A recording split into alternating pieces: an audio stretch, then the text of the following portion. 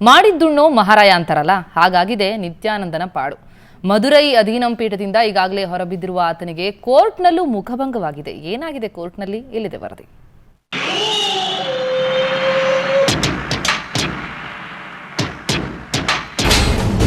ನಿತ್ಯಾನ ಅಧೀನಂ ಸ್ವಾಧೀನ ಕನಸು ಭಗ್ನ. ಎಸ್, ಬಿಡದಿಯ ನಿತ್ಯಾನಂದನಿಗೆ ಮತ್ತೊಂದು ಸಖತ್ ಹಿನ್ನಡೆಯಾಗಿದೆ.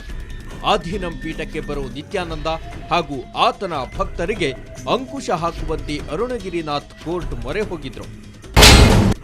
ನಿತ್ಯಾನಂದನಿಗೆ ಕೋರ್ಟ್ ಶಾಕ್.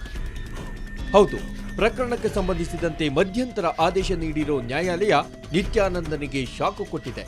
ನಿತ್ಯಾನಂದ ಹಾಗೂ ಆತನ ಭಕ್ತರು ಅಧೀನಂ ಮಠ ಪ್ರವೇಶಿಸಬಾರದು ಹಾಗೂ ಮಠದ ಕಾರ್ಯಕ್ರಮಗಳಲ್ಲಿ ಭಾಗಿಯಾಗದಂತೆ ಮಧ್ಯಂತರ ಆದೇಶ ನೀಡಿದೆ.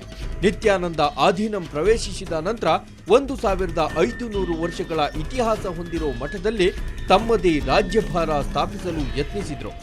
ಹಿಂದಿನ ಸ್ವಾಮೀಜಿಗಳ ಫೋಟೋ ತೆಗೆದುಹಾಕಿ ತಮ್ಮ ಧ್ಯಾನಾಶ್ರಮ ಮಾಡೋಕೆ ಮುಂದಾಗಿದ್ರು. ಹೀಗಾಗಿ ನಿತ್ಯಾನಂದನನ್ನ ಮಠದಿಂದ ಹೊರಹಾಕಿದ್ದ ಅರುಣಗಿರಿನಾಥರು ಕೋರ್ಟ್ ಮೊರೆ ಹೋಗಿದ್ರು.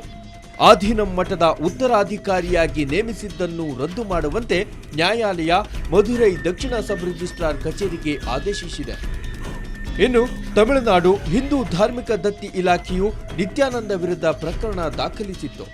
ನಿತ್ಯಾನಂದ ಅಧೀನಂ ಮಠದಲ್ಲಿ ನಡೆಸುತ್ತಿರೋ ಚಟುವಟಿಕೆಗಳಿಂದ ಧಾರ್ಮಿಕ ದತ್ತಿ ಇಲಾಖೆಯ ಕಾನೂನು ಉಲ್ಲಂಘಿಸಲಾಗಿದೆ ಅಂತ ದೂರು ದಾಖಲಾಗಿತ್ತು. ಈ ಬಗ್ಗೆ ವಿಚಾರಣೆ ನಡೆಸಿರೋ ನ್ಯಾಯಾಲಯ ಅಂತಿಮ ತೀರ್ಪು ನೀಡುವವರೆಗೂ ಮಠದ ಆಸ್ತಿಯನ್ನ ಪರಭಾರೆ ಮಾಡದಂತೆ ಆದೇಶಿಸಿದೆ.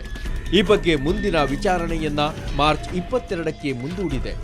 ಒಟ್ಟಾರೆ ರಗಳೆ ಸ್ವಾಮಿ ನಿತ್ಯಾನಂದ ಅಧೀನಂ ಕನಸು ಭಗ್ನಗೊಂಡಂತಾಗಿದ್ದು, ಕಾನೂನು ಹೋರಾಟದಲ್ಲೂ ಆತನ ಮುಖಕ್ಕೆ ಕಪ್ಪು ಮಸಿ ಬೀಳೋದು ಬಹುತೇಕ ಖಚಿತ. ಬ್ಯೂರೋ ರಿಪೋರ್ಟ್, ಸುವರ್ಣ ನ್ಯೂಸ್.